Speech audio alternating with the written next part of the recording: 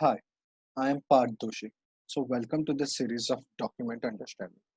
Now, in this video, what I'm going to do is I'm going to show you how we can use train classifier scope. So, if you have already the packages installed, you can see this train classifier scope. So, how can we use train classifier scope? What is the advantage of it? What are the disadvantages? And how it helps you to generate a classification file or use your document or a image, or you can say any file to get your own trained data. So now this workflow is about processing multiple documents of different types.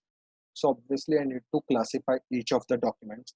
The link to the complete explanation of this video is in the description, so you can check like how I'm making the complete workflow of processing multiple files of different formats. Now, in this video, we'll particularly see the importance of train classifier scope and how can we use it.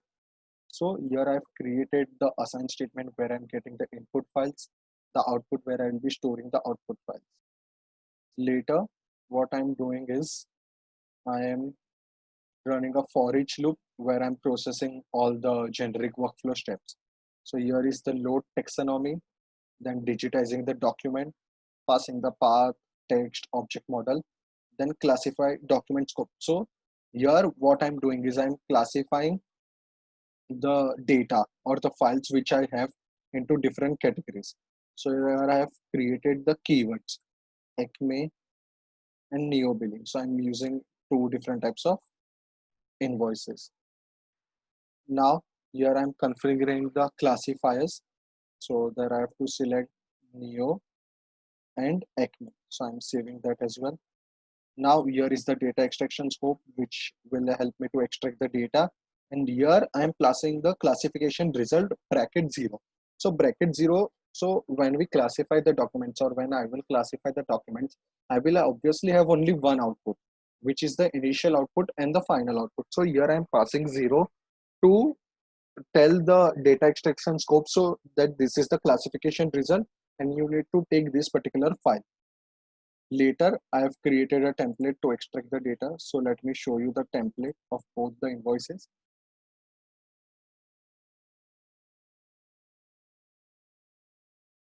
So yeah, this is the template for Acme invoice. Here I have custom selected all the data from sender, receiver, invoice, number, date, and all the things total. See,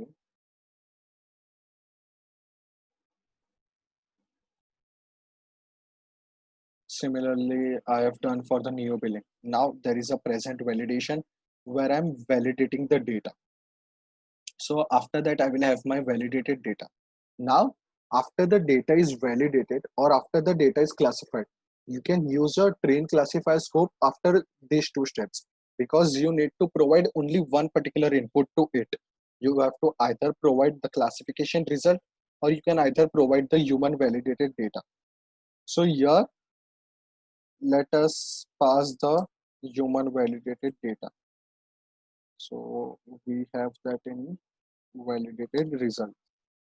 So if you see, the error is gone. So if you see, if I go to pass both classification results bracket 0. So if you see the error over here, one of the following field must be provided, but not both human validated data or human validated classification data. So I have to provide either of them, not both. So here I am passing the validated result. So this particular step can be also used after the classification over here, after the classified document scope, if you want to pass the classification result, because you have the output over there. Now I'm passing the validated data. Now what you have to do is, in your folder you have to create a classifier file, and this is the classification.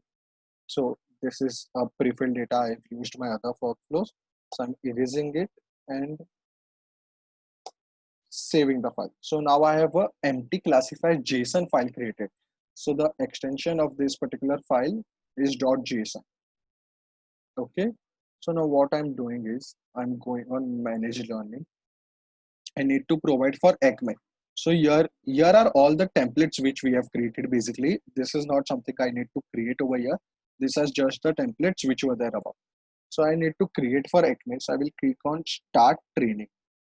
Now after training, I have to just provide a document, demo document. So I will click on that particular. Then I will go to my invoices.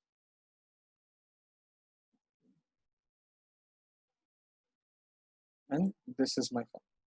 So now when I select this particular file, it will automatically, you can provide multiple files as well. So I will keep it as Microsoft OCR only.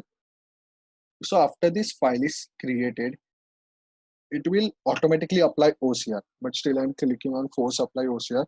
It is going to automatically apply OCR and extract the keywords by itself. I don't have to provide any keywords. I've just selected the file as you saw.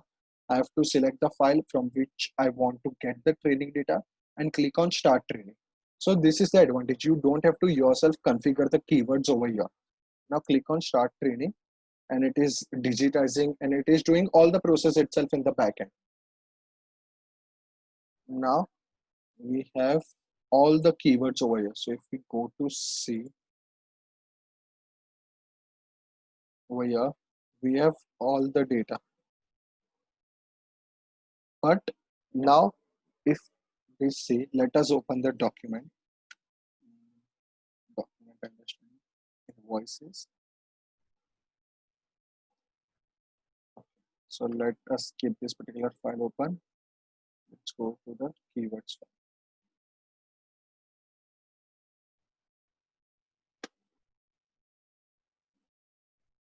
Okay. So now if we see, if I would be using a manual classifier, I would have just selected the keywords to identify this page as Acme, only the company name, or maybe we can say from, to, or something like that. We can use that particular keywords which we fill over here and I can train my data. But here it is extracting all the different data, like whichever keywords it is finding. So as you can see, Acme International, John Smith, invoice drive, it is extracting everything.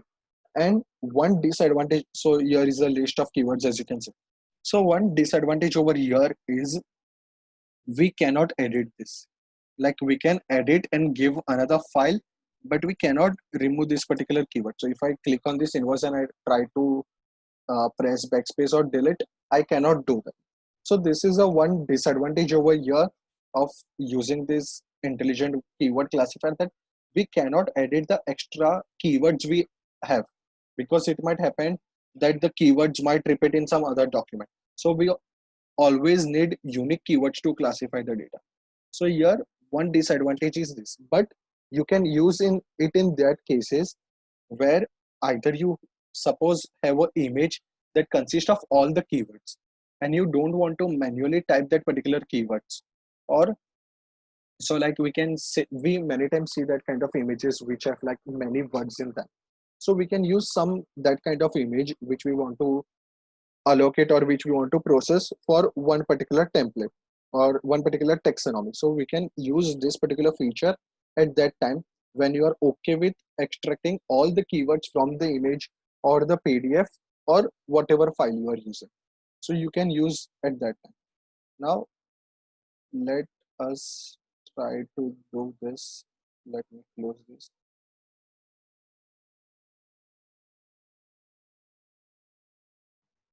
Okay, let me close this and let me train my Neo billing one. So let's see how it processes for that as well. So this is the Neo one. Open. Oh, supply OCR start training. So it is digitizing and training itself. And now I will have the data. So again, in Neo billing, as we can see, there are this many keywords getting extracted, but we don't need. So here, if we see, we have invoice keyword, and as well as we had invoice keyword in my about template as well. So if I just drag over here, I have invoice here also. So here is repetition of keywords. So this won't be useful in this particular case, but we can, as I said you, we can, I gave you the examples where we can use this particular file. So if we have just an image, where there are all the keywords, and you don't want to type that particular keywords, or you don't want to train it, and you want your this particular workflow to train itself, so then you can do that.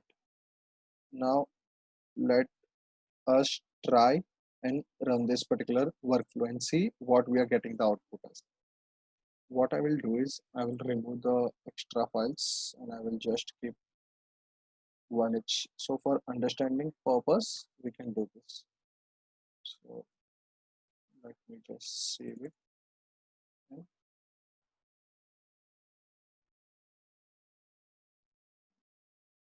Okay, so first let me show you the classifier file which it has trained itself and how we have that JSON file now. So let us first see that particular file. It's here, train classifier scope, document processing, classifier.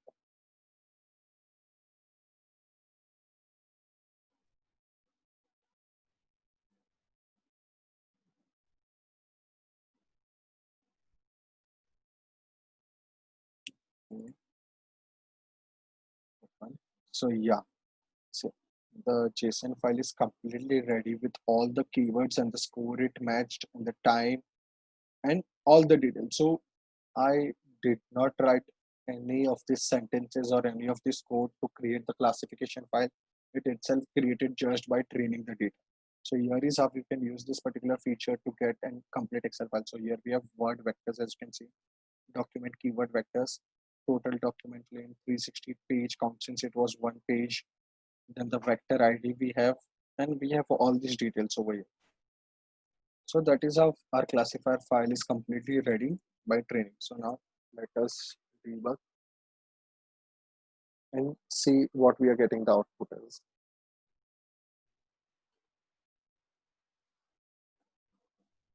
So here I am just writing the document path to understand. Okay, so value cannot be null parameter type document ID. Okay, so let me stop this. Let's see what is missing. Oh, don't have document ID option over here.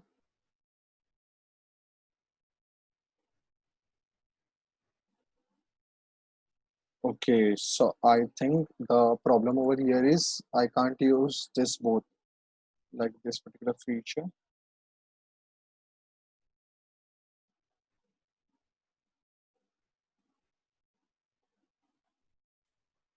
So yeah, the problem here was the file I use here over in keyword based classifier. I cannot use the same file here in the train classifier scope. So if I want the train data or something, so I need to create another file. So that's what I did. I created a trained classifier file, which I'm using over here now. So now I've like I ran the workflow.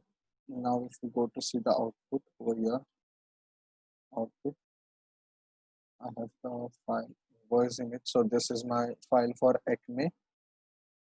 Let us open it. So I have all the details properly extracted, and here in UI part, okay, document understanding, document processing, the train classifier. So let me just rerun. See, so initially when you run it, you need to provide a empty JSON file. So let's run. Save.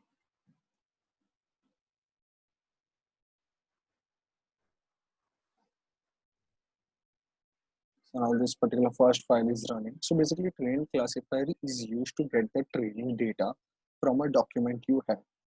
So all the details are extracted properly. Continue and save.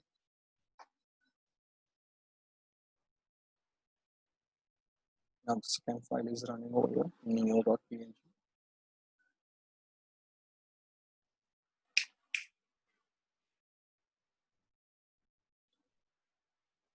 Now we have all the details extracted over here.